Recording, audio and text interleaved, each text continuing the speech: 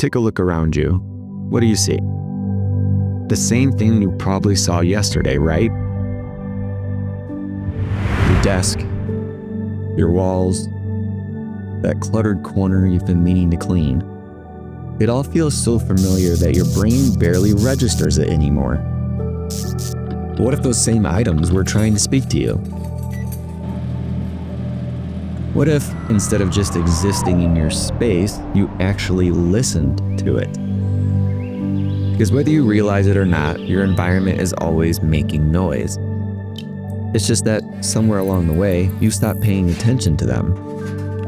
There's a subtle creak of your chair as you shift, the rustling of fabric when you move, the soft tick of a clock you swore was silent. None of these sounds are new. They've been there, filling the air around you every single day. But when was the last time you actually noticed them? It's like realizing you've been living inside a conversation you were never a part of. What if, instead of just letting these sounds drift past you, you actually listened to them? The way your floor creaks slightly more in the winter. The way your laptop fan kicks on when you open too many tabs.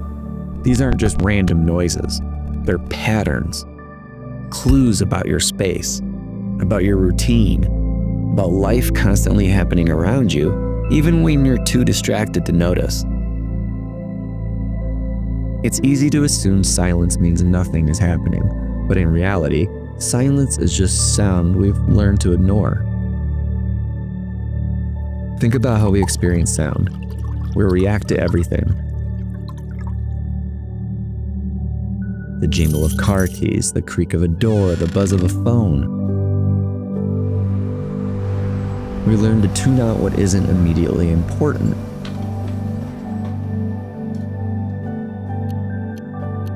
We do this because it's efficient. Our brains are wired to focus on what matters and discard the rest. But over time, we throw away more than just noise. We lose awareness. We stop noticing the way our spaces talk to us. But let's take it a step further.